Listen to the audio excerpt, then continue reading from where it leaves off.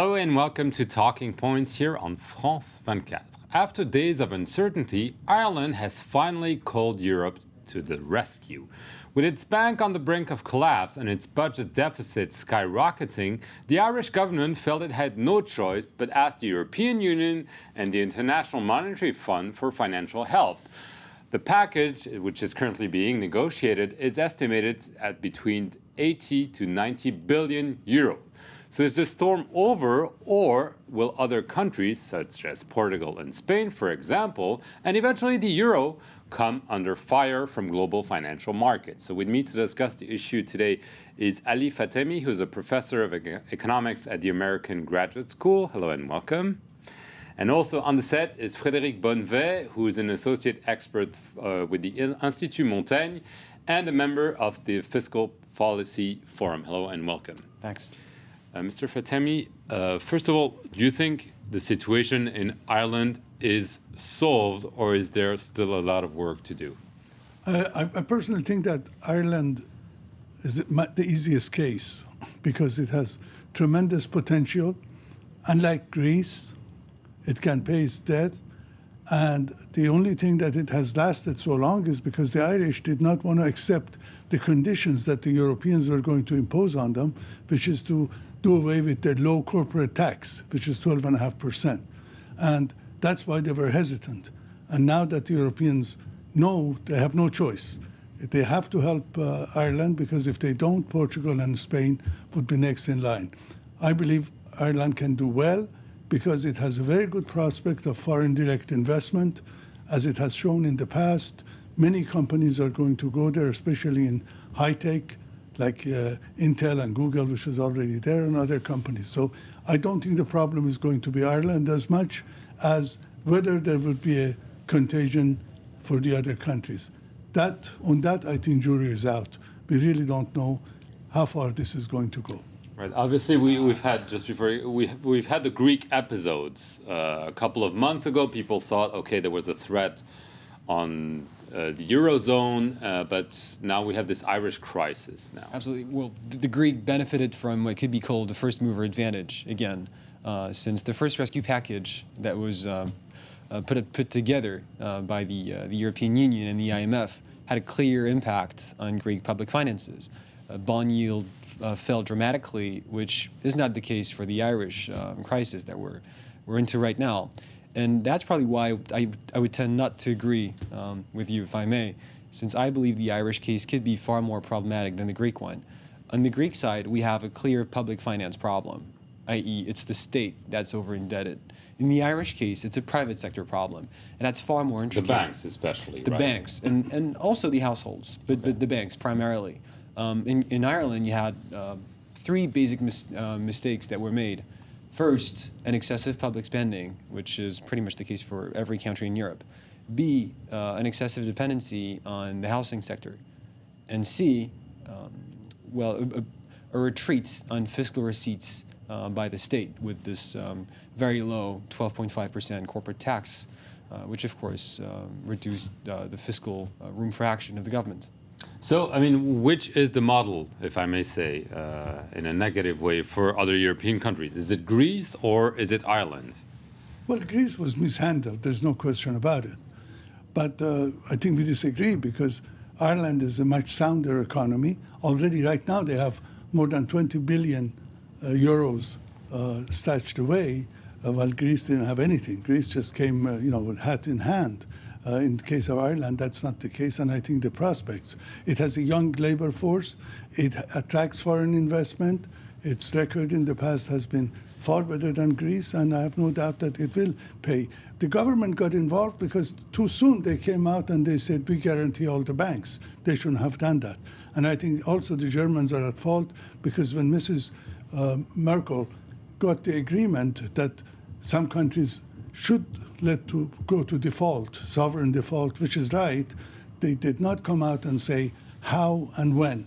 And I think that panicked many of the bond sellers. They started selling, and as a result of that, yields started surging up, and the other countries were in danger. So I think we disagree on the basis of, I think Ireland is in a far better position than Greece or perhaps many other southern countries, because of its labor force, because of its education, and because of the amount of foreign investment that it has attracted in the past and it will do again. Essentially because of very low corporate taxes, and that is the principal source of Irish growth. Yes. And again, that is very fragile, and that has probably come to an end now.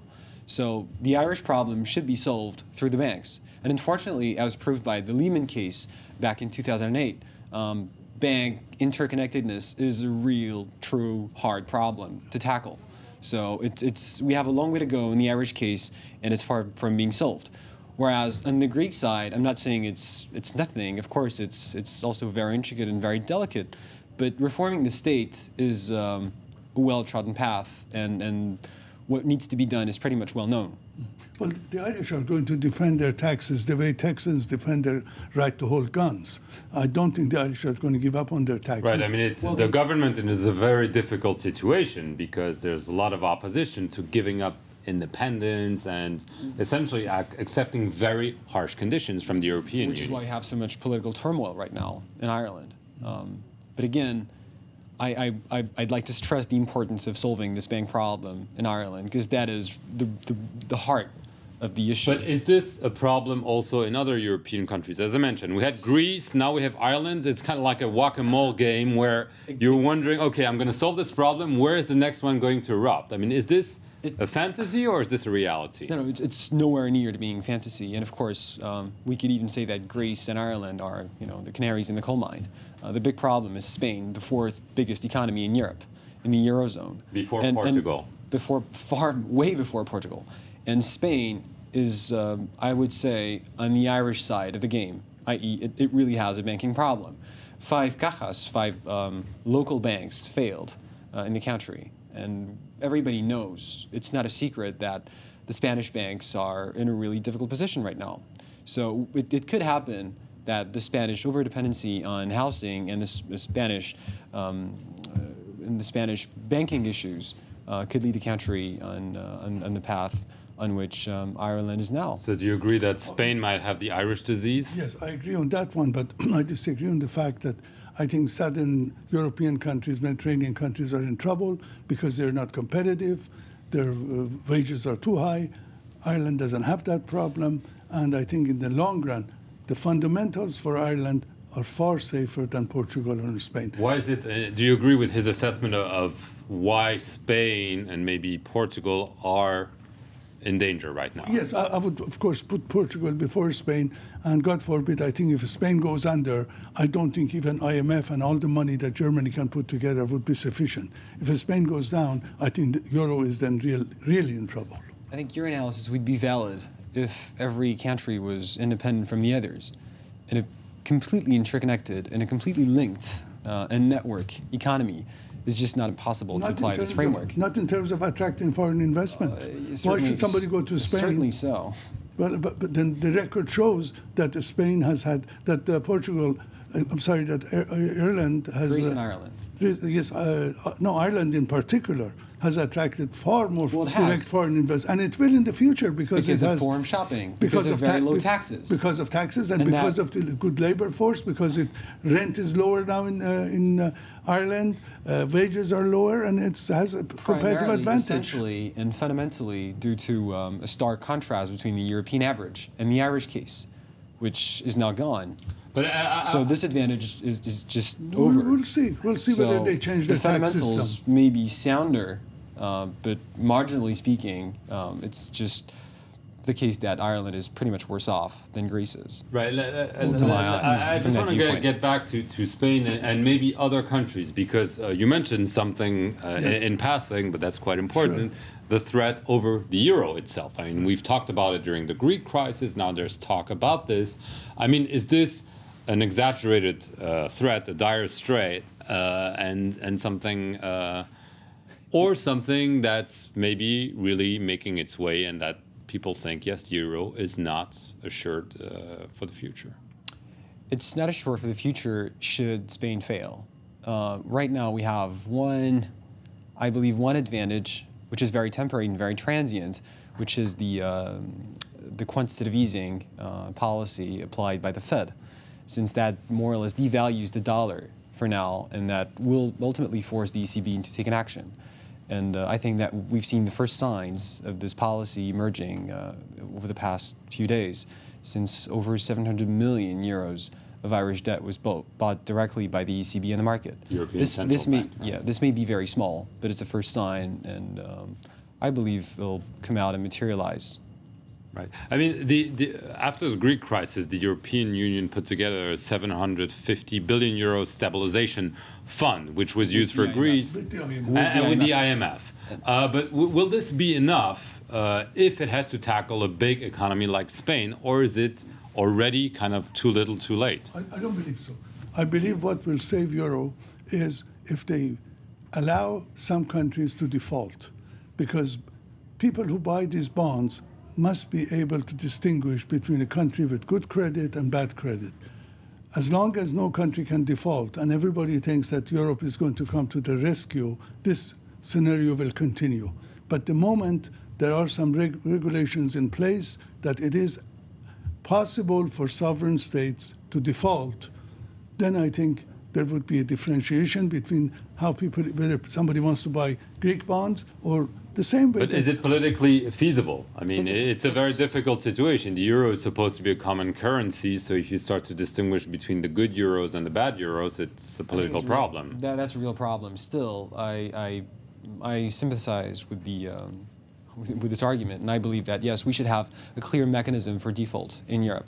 Now, I don't believe we should really activate it. We should have, on the one hand, we should clarify what could be done, but try to find first a common solution, a coordinated one, because we can't have a common currency and completely disentangled fiscal policies in Europe. One question that hangs over this is the attitude of Germany, the biggest economy. When during the Greek crisis there was a lot of hesitation from Chancellor Merkel about going to the rescue of Greece. I mean, do you think eventually Germany will get fed up with kind of coming to the rescue of other European countries, and that could become an issue? I think my colleague just pointed out the essential problem started when you have unified monetary policy and different fiscal policies. The more they get closer to having a more common fiscal policy, I think the problem will go away. But we are far, far from that, and I think sooner or later, it's not only Germany, I think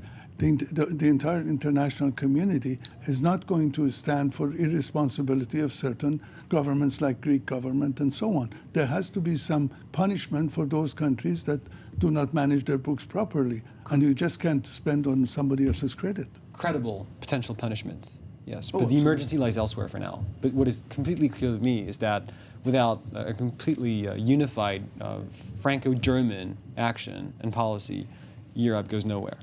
But do you think, the French and the Germans will stay together if they need to go and rescue Spain, for instance? Well, they have to, but ultimately they have to help the other countries help themselves. So those countries should implement a credible fiscal plan for active consolidation. Okay, well, thank you very much to both of you. We'll see how the euro, Spain, and other countries fare in the coming weeks, but obviously very interesting things happening on the financial markets. Thank you for watching Talking Points on France 24.